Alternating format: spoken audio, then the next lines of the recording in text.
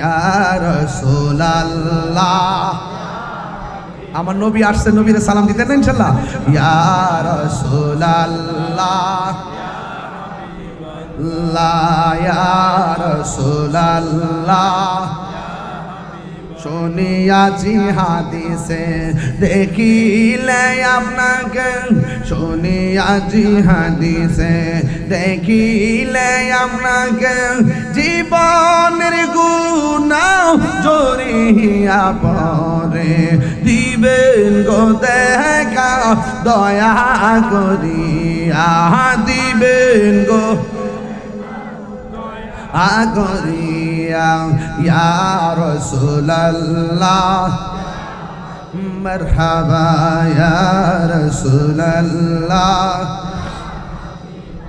নাই অন্ধকার কবরে যখন দিবেন আমাকে, অন্ধকার কবরে যখন দিবে আমাকে, তাকিও নবী গো আমার সামনে, দেখিব আপনাকে আপন নয়নে, দেখিব আপন নয়নে।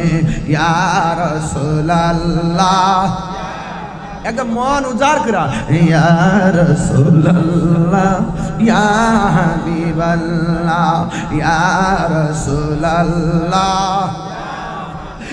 একটা জবান বন্ধ রাখবেন না, মহব্বতে মায়ার সুরে বলুন সুবহানাল্লাহ। মা আমেনা বলেন, আমি দেখেছি আমার নবী দুনিয়াতে আইসা দুইটা ডায়লগ দিলেন।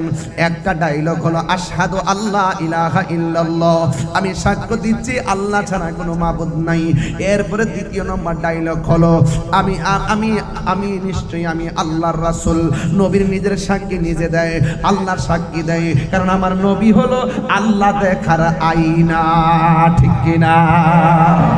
ও পৃথিবীর মানুষ, আমার নবী এই দুইটা ডায়লগ দিয়া আমার নবী যখন সেজদার মধ্যে পড়ে গেছে, ওই মুহূর্তে নবীর ফুফু আম্মা যার নাম হলো সুফিয়া, সুফিয়া বলতেছেন নবী দুইটা ডায়লগ দিয়া যখন নবী সেজদার মধ্যে পড়ে গেছে, আমি দেখলাম নবী কি জানে গুন গুন কইরা গান গাইতেছে।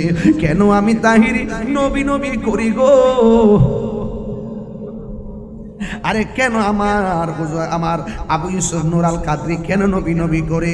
নুরুল হুসাইন আল কাদরি কেন নবী নবী করে? কেন নবী নবী করে? মঈনুদ্দিন আল কাদরি হুজুর কেন নবী নবী করে? ও বন্ধুরে, আমি কেন নবী নবী করি?